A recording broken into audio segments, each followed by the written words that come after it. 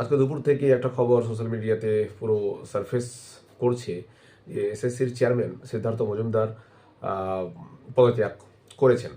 এবার সেটা কতটা সত্যি কতটা মিথ্যা সেটা নির্ভর করছে আমাদের সরকারি অর্ডার এর উপর, বা এসএসসি চেয়ারম্যান নিজের রেজিগনেশন লেটার যদি কোনো রকমে লিক হয় বা ফাঁস হয় বা সোশ্যাল মিডিয়াতে চলে আসে বা মেন স্ট্রিম মিডিয়া। কিন্তু এই খবরটা কিন্তু মেন স্ট্রিম মিডিয়াতে এখনও দেখানো হয়নি। যদিও আমরা জানি যে যেই সরকারি তরফ থেকে মানে নবান্ন থেকে যেই একটা নোটিশ জারি হয়েছে সার্কুলার, সেই সার্কুলারের পরিপ্রেক্ষিতে 11 তারিখের সার্কুলার, সেই সার্কুলারের পরিপ্রেক্ষিতে কিন্তু chairman, chairperson, members, director nominated যারা ছিল তাদের কিন্তু সার্ভিস বা তাদের টেনিউর যে ছিল সেটা টার্মিনেট করে দেওয়া হয়েছে এই ঘোষণার পরেই। তো এই ঘোষণার পরপরই অটোমেটিক্যালি যারা নমিনেটেড মেম্বার হিসেবে বা চেয়ারপারসন হিসেবে ছিল বিভিন্ন দপ্তরে বা সংস্থায়, তাদের কিন্তু সার্ভিস টার্মিনেট হয়ে যাওয়ার কথা। কিন্তু আমরা যেহেতু হাতে কোনো নোটিশ পাইনি ডাইরেক্ট চেয়ারম্যানের কাছ থেকে, চেয়ারম্যানের রেজিগনেশন লেটার বা চেয়ারম্যানকে যে রিমুভ করে দেওয়া আছে তার কোনো গভট কোনো সার্কুলার বা নোটিশ, তো ওই জন্য এই ব্যাপারটা এখনও পুষ্টি হয়নি। ঠিক আছে, মেন স্ট্রিম মিডিয়াও দেখাচ্ছে না। তার সঙ্গে আরেকটা খবর এখানে যে 5 বছরের যে বয়সের যে ছাড় দিল, এই যে বিগত 2013-র পর থেকে আর কোনো রিক্রুটমেন্ট হয়নি, বিশেষ করে এসএসসি, সেটারই 2016-র যেটা ছিল সেটা তো এভাবেই চললো। তো এইরকম একটা ব্যাপারে যারা অ্যাসপ্যারেন্ট ছিল, যাদের মধ্যে প্রচুর কোয়ালিটি ছিল, তাদের হয়তো বয়সজনিত কারণে তারা হয়তো অ্যাপ্লাই করতেই পারছিল না। এবং আমরা দেখেওছি গত 2025-এর যে এসএসসি ছিল অ্যাডভার্টাইজমেন্ট, তাতে কিন্তু অনেকেই অ্যাপ্লাই করতে পারেনি বয়স ওভার হয়ে যাওয়ার ফলে, বিশেষ করে জেনারেলরা।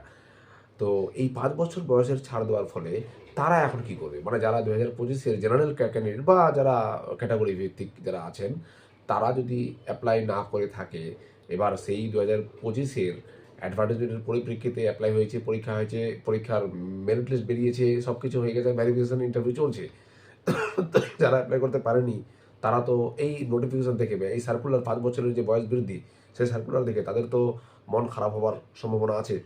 তবে যদি এই প্যানেল মানে 2025-এর যে অ্যাডভার্টাইজমেন্ট তার প্যানেল যদি চলে নির্বিঘ্নে, যদি কোনো বাধাপ্রাপ্ত না হয়, আর সুপ্রিম কোর্টের অনুযায়ী যদি কোনো বাধাপ্রাপ্ত না হয়, বা রাজ্য সরকার যদি কোনো লেজিসলেটিভ আইন পাস না করে যদি এই প্যানেলটাকে বা এই যে প্রসিডিওর সেটাকে যদি আটকে না রাখে, তাহলে কিন্তু যারা বয়সজনিত কারণে অ্যাপ্লাই করতে পারেনি তারা কিন্তু তারা পারবে না এখানে।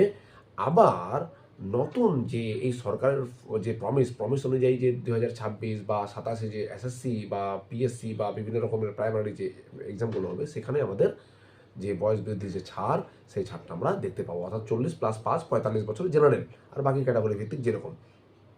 আচ্ছা, এবার বাকি আরেকটা কথা যেটা, যে এসএসসির চেয়ারম্যান যদি পদত্যাগপত্র সত্যিকারের দিয়ে থাকে, তাহলে বা যদি তাকে ফোর্সড রেজিগনেশন করিয়ে থাকে এই সার্কুলার অনুযায়ী, তাহলে নতুন চেয়ারম্যান কী হবেন? আর নতুন চেয়ারম্যান হওয়ার পর তিনি কি খুব দ্রুত বা এত কম সময়ের মধ্যে সমস্ত কিছু বুঝে উঠতে পারবে?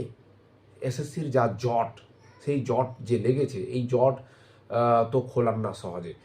সুপ্রিম কোর্টের জট, টেন্টেডদের জট, ফ্রেশারদের জট, আনটেন্টেডদের জট, এইরকম প্রচুর জট যে লেগে আছে, গ্রুপ সি গ্রুপ ডি, তাহলে এগুলো কতটা খোলার সম্ভাবনা আছে, এরকম প্রশ্ন থেকেই যায়। তবে এটা তো ঠিক যে চেয়ারম্যান পরিবর্তন হবে, যেহেতু নতুন সরকার এসেছে। পুরাতন চেয়ারম্যানের বিরুদ্ধে প্রচুর অভিযোগ, প্রচুর মানে পার্সিয়ালিটি করার যে অভিযোগ উঠেছিল, সেটা কিন্তু নতুন যে সরকারের চোখে কিন্তু আছে, তাদের নজরে আছে। তাহলে যদি চেয়ারম্যান পদত্যাগপত্র পাঠিয়ে দেয়, তার নতুন চেয়ারম্যান খুব শীঘ্রই রিক্রুট হবে, এবং নতুন যে চেয়ারম্যান এসে নতুনভাবে সমস্ত কিছু বুঝে উঠে আবার নতুনভাবে সব কিছু করা, এটা কতটা বাস্তবসম্মত হবে সেটা দেখার। আগামী দিনে আরও কী কী চমক আসছে আপডেট দিতে থাকবো আমি।